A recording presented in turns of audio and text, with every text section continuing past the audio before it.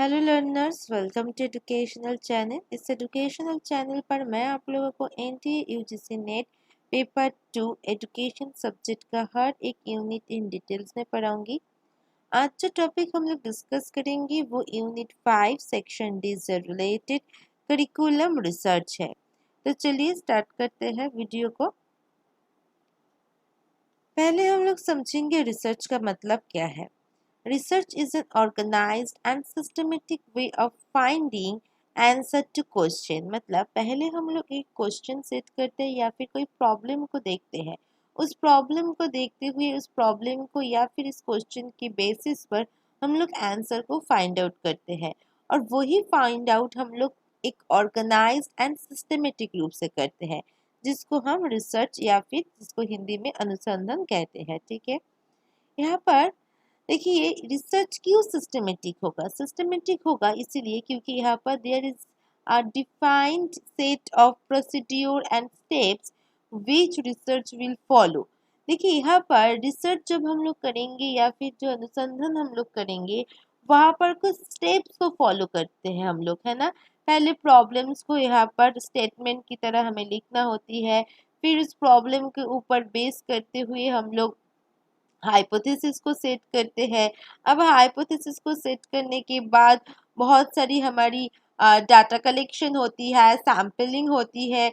अब वहाँ पर जो भी हाइपोथेसिस सेट किया है उस हाइपोथेसिस को प्रूफ करने के लिए, मतलब जो भी हम लोग हाइपोथेसिस लिया है वो रिजेक्टेड है या फिर एक्सेप्टेड है, इसके लिए बहुत सारी स्टैटिस्टिकल फॉर्म को हमें यहाँ पर अप्लाई करना होती है। तो हर एक चीज स्टेप बाय स्टेप्स होती है, इसीलिए रिसर्च एक सिस्टमेटिक है। There are certain things in the research process which are allows done in order to get the most accurate result। अब ये जो सारी स्टेप्स हमने बताया उन सभी स्टेप्स को फॉलो करते हुए यहाँ पर एक एक्यूरेट रिजल्ट आती है। मतलब जो भी हम लोग हाइपोथेसिस को यहाँ पर क्रिएट करते या फिर फॉर्मुलेट करते हैं, उस हाइपोथेसिस को प्रूव करने के लिए बहुत सारी स्टैटिस्टिक्स को यहाँ पर अप्लाई किया जाता है। उस स्टैटिस्टिक्स को अप्लाई करते हुए हम लोग ये देखते हैं कि जो रिजल्ट है वो एक्यूरेट आया है या नहीं, मतलब हाइपोथेसिस एक्सेप्टेड होगा या फिर रिजेक्टेड होगा। और इस एक्सेप्टेंस और रिजेक्टेंस के पीछे एक साइंटिफिक प्रोसीड्यूर रहती है। यहाँ पर हम लोग स्टैटिस्टिकल हर एक प्रोसीड्यूर को फॉलो करते हैं, इसीलिए रिजल्ट भी एक्यूरेट आती है, राइट।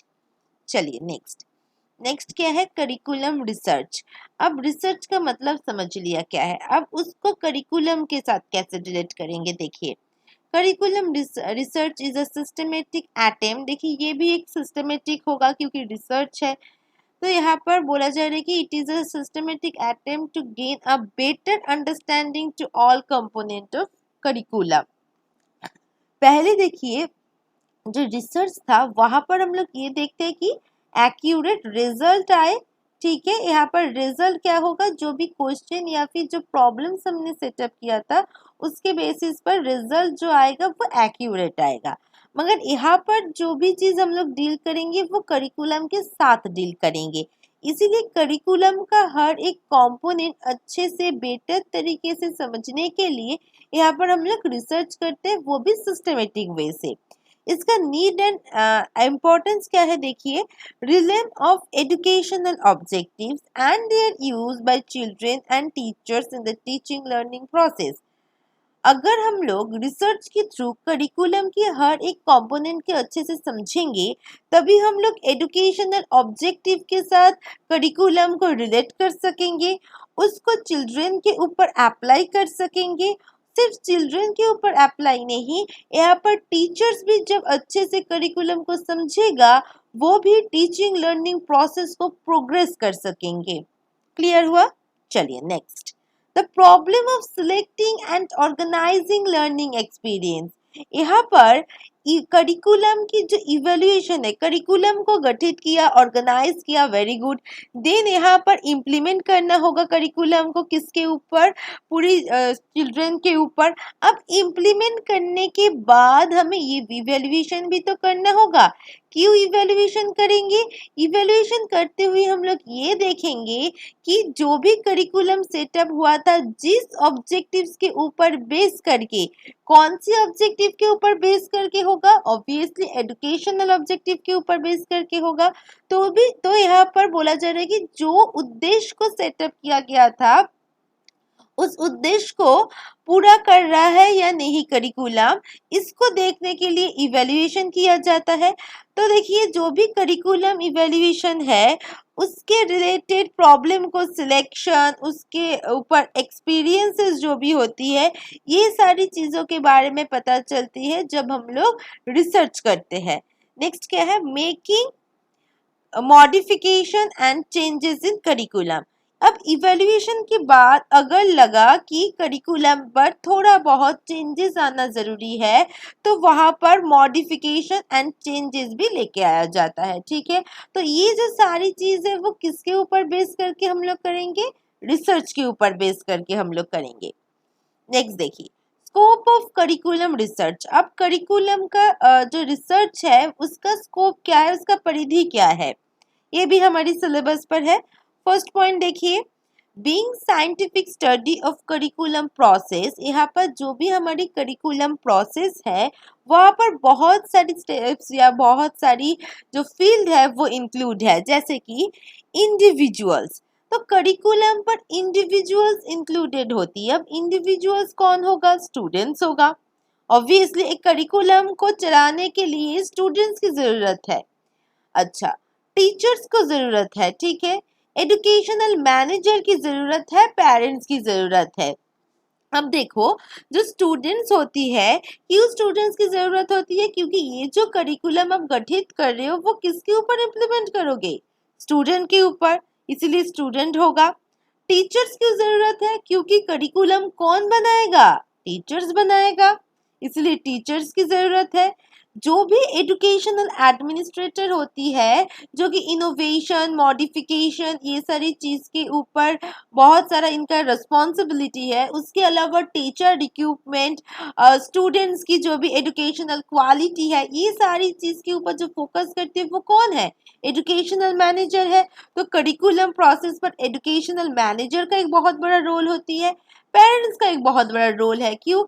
क्योंकि पेरेंट्स देखती है कि स्टूडेंट्स की प्रोग्रेस हो रही है नहीं, जो वो लोग चाहते थे वो हो रही है या नहीं, स्टूडेंट्स की नीड वो अच्छे से फुलफिल कर रही है स्कूल या नहीं। तो ये सारी चीज़ प्रोग्रेस वगैरह कौन देखेगा? पेरेंट्स देखेगा, क्योंकि पेरेंट्स 24 आवर्स स्टूडेंट्स को ऑब्जर्व करती है।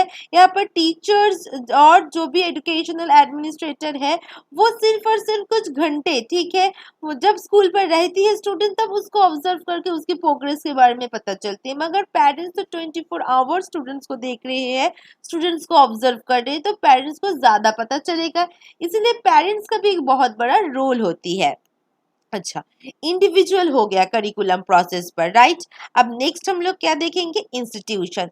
इंस्टीट्यूशन क्या होगा? स्कूल होगा, कॉलेजेस होगा, रिसर्च इंस्टीट्यूशन होगा या फिर यूनिवर्सिटी होगा। ठीक है, अब देखो यहाँ पर ये डिस्कवर, यहाँ पर कौन सी चीज को डिस्कवर किया जाता है? Facts and relationship in order to make curriculum process more effective.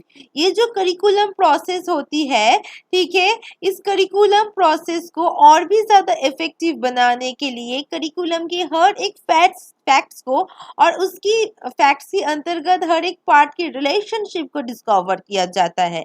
यहाँ पर देखिए क्या होगा?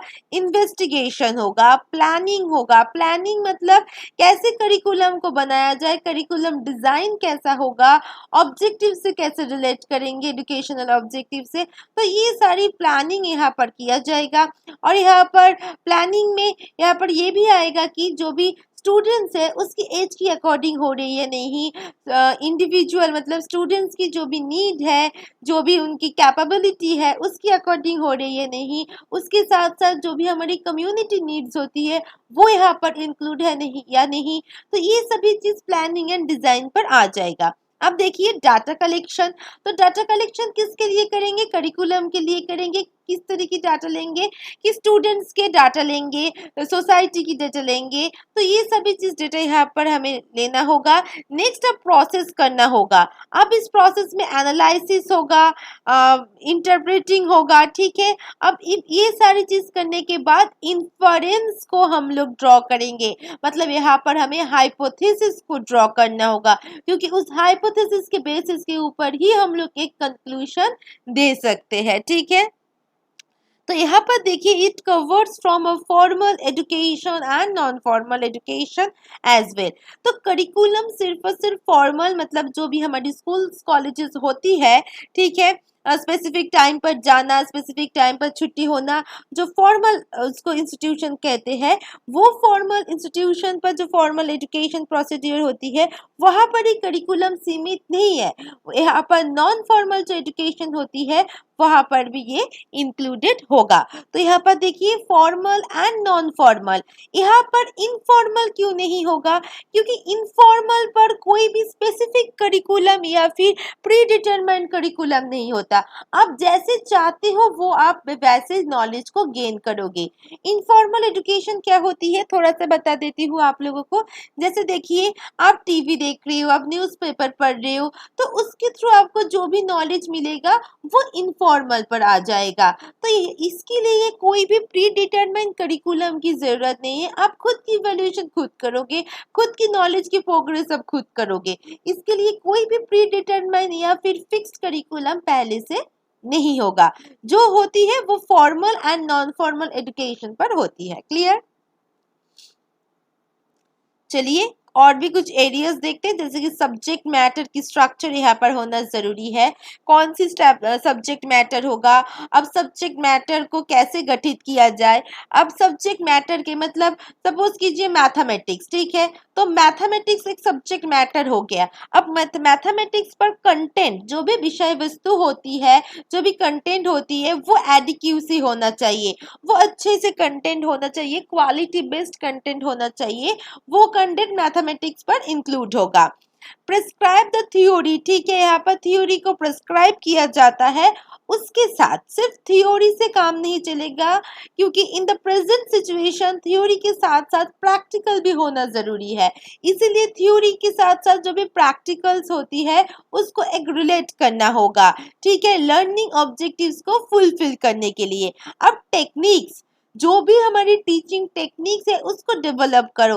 सिर्फ और सिर्फ लेक्चर मेथड से ही मत पढ़ाओ, और भी बहुत सारी टेक्निक्स होती है, उस टेक्निक्स को फॉलो किया जाएगा। मॉडर्न टेक्निक्स को यहाँ पर फॉलो किया जाएगा। अब यहाँ पर जो भी टीचिंग एड्स होती है उस सभी टीचिंग एड्स को यहाँ पर डेवलप करना होगा। नेक्स्ट देखिए क्या है, ऑर्गेनाइजेशन ऑफ करिकुलम, मतलब करिकुलम को ऑर्गेनाइज करना होगा। अब वही जो करिकुलम को ऑर्गेनाइज किया है उसी ऑर्गेनाइजेशन को अब एडप्ट करना होगा।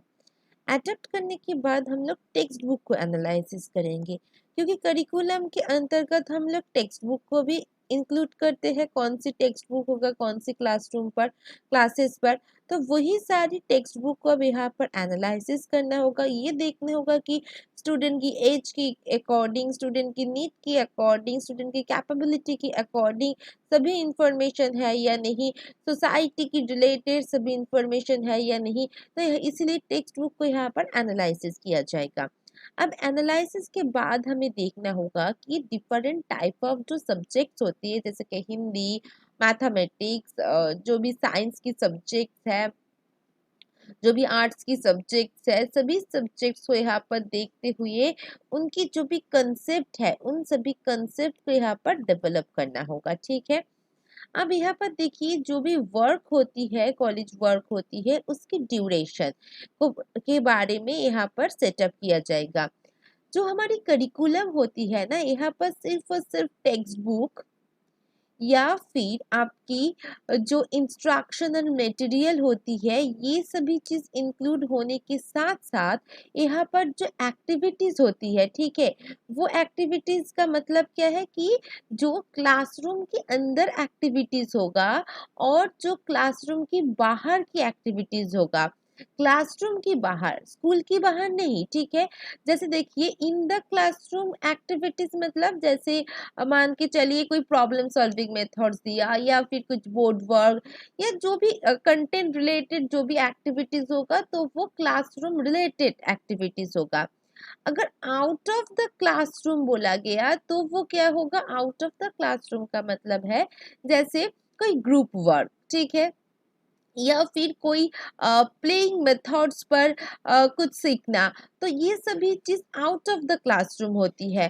तो इन सभी चीजों पर जो भी एक्टिविटीज होती है, जो भी वर्किंग प्रोसीड्यूर होती है, उनका ड्यूरेशन क्या होगा ये पता करना होगा। नेक्स्ट देखिए teacher education and preparation. Curriculum तो सिर्फ स्टूडेंट्स के लिए नहीं, उसके साथ साथ स्टूडेंट टीचर के लिए भी है। तो इसीलिए टीचर एजुकेशन, उसके लिए जो प्रिपरेशन है उनका करिकुलम क्या होगा, ये भी हमारी करिकुलम रिसर्च में आती है, क्योंकि करिकुलम रिसर्च में इन सारी चीज़ों के ऊपर बेस करके ही अनुसंधान मतलब रिसर्च किया जाता है। सिलेबस, करिकुलम एंड प्रोग्राम, इनके लिए भी यहाँ पर रिसर्च होती है, ठीक है। अब नेक्स्ट देखो, नेक्स्ट एंड लास्ट जो टॉपिक है हमारी करिकुलम रिसर्च वो है types of research in curriculum. देखिए type of research in curriculum पर हम लोग historical research, descriptive research, experiential, action research, ये सभी को पढ़ना होगा। और ये जो सभी टॉपिक्स है historical, descriptive, experiential and action research, ये हम लोग ऑलरेडी रिसर्च पर पढ़ चुके हैं, क्योंकि रिसर्च में भी ये सभी टॉपिक्स है। तो रिसर्च में जो भी हिस्टोरिकल रिसर्च की कैरेक्टरिस्टिक्स अपने पढ़े हैं या फिर उनकी जो स्टेप्स है, डिस्क्रिप्टिव पर जो कैरेक्टरिस्टिक स्टेप्स होती है, एक्सपेरिमेंटल एंड एक्शन रिसर्च पर भी जो चीज़ होती है वही चीज़ यहाँ पर होगा, क्योंकि यहाँ पर हम लोग रिसर्च कर रहे हैं सेम प्रोसीड्योर पर। सिर्फ रिलेट होगा क्या, रिलेट होगा हमारी करिकुलम, ठीक है। तो यहाँ पर आप लोग रिसर्च से जो भी चीज पढ़ोगे वही चीज यहाँ पर होगा, एक्स्ट्रा करके कुछ पढ़ने की जरूरत नहीं है। यहाँ पर वही चीज आप लोग पढ़ के जाइए, क्योंकि वही सारी चीज करिकुलम से रिलेट हो जाएगा। तो लर्नर्स यहीं पर लेसन खत्म होती है। अगर लेसन अच्छी लगे तो प्लीज लाइक एंड शेयर कीजिए, और जो न्यू स्टूडेंट्स है प्लीज मेरे चैनल को सब्सक्राइब कीजिए। सब्सक्राइब बटन के पास एक बेल आइकन है, उसको प्रेस करते हुए आपको हर एक नोटिफिकेशन मिलता रहेगा। तो सब्सक्राइब कीजिए, लाइक कीजिए एंड शेयर कीजिए। Thank you for listening me. Always share knowledge and be happy. Bye bye.